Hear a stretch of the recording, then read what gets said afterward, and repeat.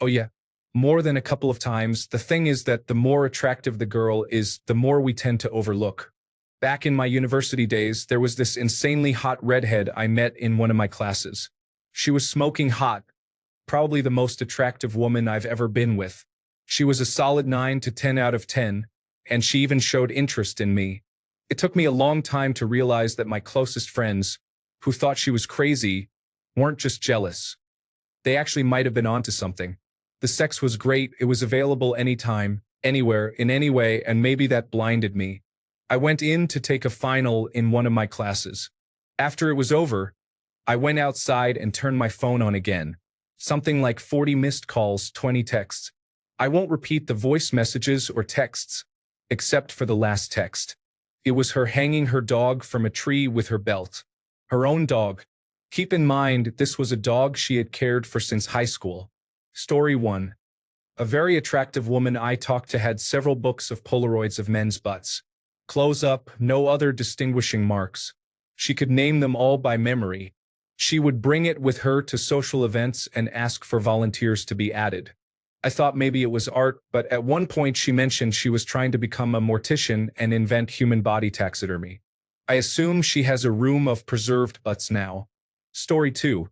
She seemed attractive at first, so I went on a few dates with her before I realized she had serious issues. By the end of our 4th date, I knew it wasn't going to work out, so instead of avoiding her, I tried to be upfront. She threatened to pull a gun on me, and I left quickly. I was just a high school student at the time. Looking back, I doubt she would have done anything, but I was very scared for a while. Story 3. I had connected with this lady a couple of times before when we were both drunk. She was a little quirky, but nothing really stood out until one night I learned the hard way that she was clearly unstable and insane. Then one night she shows up at my house unannounced and says she wants to get drunk with me. We have a few wines and are talking when suddenly she switches her language to French, not fluent either, like high school level French. I think it's kind of funny for a minute, but she doesn't stop. Anything I ask her, she responds in French. Quickly gets annoying. I ask her to stop. She switches back to English and starts calling me a Nazi and anti-Semitic. Why? No idea. She goes on a rant about the Holocaust and Hitler, and occasionally inserts the odd French sentence. She then begins to insist that I am Jewish. I am not. Then she starts calling me a Nazi again. I have no idea where this is coming from. She throws a glass at the wall, so I ask her to leave. She refuses. I begin packing her stuff up and place it on the doorstep. She then attacks me, scratches my neck, slaps me, and tries to punch me in the face twice. She then apologizes, says she's tired, and asks if we can have sex. Now, I literally force her out the door, where she spends the next 20 minutes on the street yelling about some guy named Paul. Not my name. Eventually, she left and was promptly blocked on every app and platform available. Story 4. So when I was in my early 20s, I got out of a 2.5-year relationship where we lived together, and it was a rough breakup. My ex was sleeping with another guy in our apartment while I was still staying in the other room.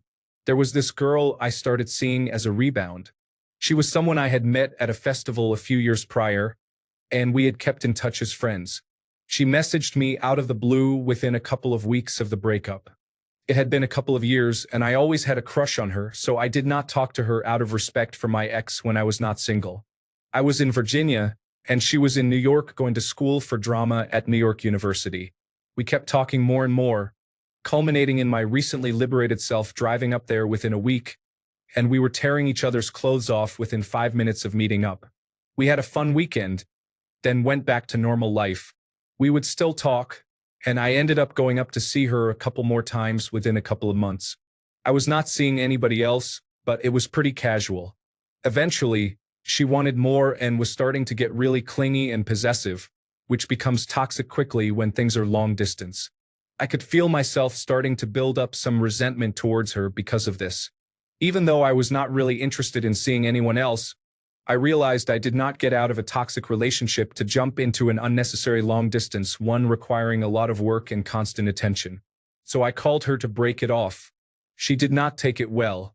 She lost it on the phone. I ended up just keeping things short after our initial conversation, saying I was really sorry about this, but I had thought a lot about it now, and this was my decision, goodbye basically, and I got off the phone. I felt bad, but I took a deep breath and was relieved it was over. Wrong. About 10 minutes later, I get a call and let it go to voicemail. It is her mom, who I had not even met yet. She called her and told her I broke her heart, and her mom is calling me and asking me to explain myself to her so that she can better comfort her daughter. Obviously, I do not call her back. The next couple of weeks are when things really go off the rails. I start getting stuff in the mail, packages of mixed CDs, food, letters. Some of the letters are 10 pages long and filled with all this crazy stream of consciousness writing. The handwriting changes throughout, which really creeps me out, like it will just switch font or style completely, like she started writing with the other hand. I read a couple of them but decide not to continue. Every single day for 18 days, I have mail from her. My roommate, I was able to move in with a friend before initially going to New York, is bewildered by it all too. The final straw is the blanket. On the 18th day since our breakup, I get a big box in the mail. It is this enormous hand-knitted blanket she made for me. It is like 6 by 9 feet and must have taken her 80 hours to make. If that was not overkill enough, she sprayed her perfume all over it, and it is covered in her hair, like she wanted me to miss her on an olfactory level. Nope, nope, nope. So I emailed her and was very sternly like, this has to stop now. I understand that you are upset, but I am really bothered by this. I am very sorry for hurting you, but this is the last time I will say it. Stop contacting me. I never heard from her again after that. I am definitely not totally without fault in this. In some ways, I probably led her on, and if I went through something like this now in my early 30s, I would definitely communicate better my parameters for starting something new. I also probably just would not get involved with someone that is emotionally immature like that, but sometimes you just do not know until you know. But that was my experience, that having someone be obsessed with you is not fun, charming, or flattering. Edit. The blanket is gone, guys. I gave it to my old roommate. Story 5, had a few dates with a girl. Looked fantastic and has a phenomenal presence. We had been texting while I was in bed, and I fell asleep, and as a result, I unintentionally ignored her. She drove her car at 3 a.m. to my place and rang the doorbell and called my phone multiple times. I didn't hear any of it because my phone is on silent, and I could sleep through a storm. My neighbors, however, did not and were wondering who this person was. Story 6, when I was in my early 20s, I had a friends with benefits type of thing with a woman in her late 30s with 2 daughters. Nothing serious because of the age gap, but I thought she was attractive. Eventually, she wanted a relationship, but I didn't. So she said if we're in a relationship, I can have her older daughter too. For her younger daughter, she said she's too young now, but in 2 years I can have her too. No other women, though. I blocked her and never contacted her again after that. Story 7. I'd feel like a jerk giving too many details, but I hooked up with this girl one night and she seemed normal. But every time I met her after that, something was off. It seemed like she had a different personality each time. A lot of things she said didn't follow the conversation, and her expressions didn't really do what they should.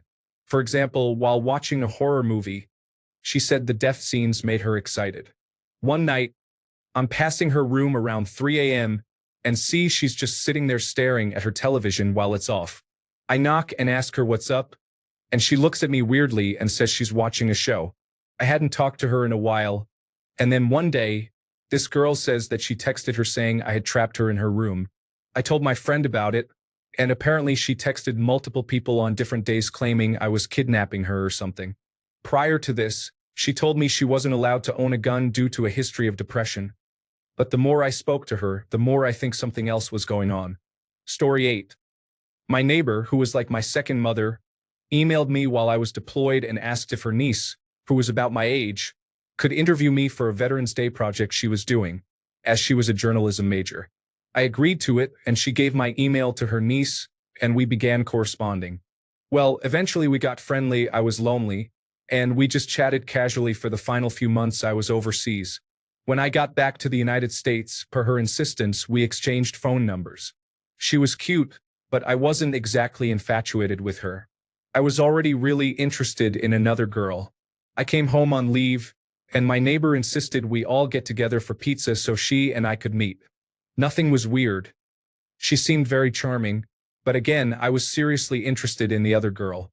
At some point, this girl asked me if I wanted to visit her for a weekend, like stay at her parents' house with her family. This was an awkward situation, and I tried to let her down gently. I told her I already had plans, and she became very upset. She started yelling that she had already called off work and told all her friends and family that I was coming, basically guilt-tripping me into this awkward weekend visit. Meeting her parents was extremely awkward. I got the impression almost immediately that they were walking on eggshells with her, as if they were afraid she would have a crisis if they upset her. I think it was the second evening I was there when she tried, and succeeded, to become intimate with me. She sat on my lap, told me I could kiss her, and then kissed me deeply. I was turned on and enjoyed it. I hadn't had any kind of intimate contact for 15 months, but in the back of my mind, I knew this was bad. She was not emotionally stable. She told me she wanted to be intimate, and I said it wasn't a good idea, but she proceeded anyway. I suppose I didn't resist too strongly, but I did say no. And well, that's what happened. We were intimate. I woke up the next morning on the couch in her basement, and she was sitting on the couch opposite me, just staring at me silently with a huge plate of eggs. She insisted I eat them, which resulted in instant illness. So, the weekend was over, and I drove back to my family's place feeling absolutely ashamed of myself. That afternoon, she was texting me about visiting me in Alaska, where I was stationed, ready to buy her plane ticket and reserve a cabin. I kept trying to tell her I didn't know what my training schedule was like, that she should reconsider, and that spring wouldn't be as warm as she thought. But she kept insisting. Anyhow, months later, she called to say I gave her a throat infection. She had undiagnosed strep throat for a few weeks, and I had no sexually transmitted diseases, and screamed at me for 5 minutes until I hung up. Then she called back, crying, saying it was her period affecting her emotions. A few weeks later, she called me and threatened suicide, and I had to talk her down and asked her to put her sister on the phone because I couldn't leave her alone nor stay on the phone with her. We slowly stopped talking after that. Every few months, I'd get an email about how she changed her medication and was doing better, and we gradually stopped communicating. This all happened in 2007 to 2008. Fast forward to about 2 summers ago, her cousin, my neighbor's daughter, graduated high school, and I happened to be home for the weekend. I said I'd be there for her party, and it didn't even occur to me that she might be there until I got in the car. Sure enough, she was. I could feel her staring at me the entire time. Did I mention she got even more attractive?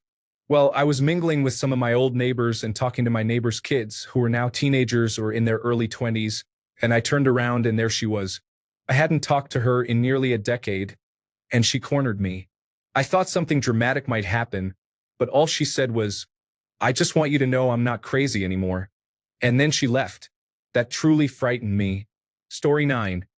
I had a small gathering recently at my apartment. My girlfriend was bringing one of her friends for my housemate, and her friend had a friend with her. The friend, we'll call her Abby, was totally crazy. Towards the beginning of the night, she was quiet, reserved, and generally pleasant. By the time she had some alcohol in her, she was completely different. She kept going on about how she always drinks with the guys and how none of us could keep up with her. She just kept getting worse but claimed she was sober and wanted to get more intoxicated. Halfway through the evening, she got the idea to use vodka soap tampons. The thing was, everyone was slowing down. My housemate and my girlfriend's friend had decided to go to his room, and my girlfriend and I were outside smoking and talking. Abby wouldn't leave us alone. From body language, I'm sure anyone could deduce we were having a pretty intimate moment, and she had set a 20-minute timer to remind her to interrupt what was going on in my housemate's bedroom. As soon as that timer went off, she was straight in there. After more vodka-soaked tampons and taking the pillows off my bed for a pillow fight, I eventually had to tell her to leave. Story 10.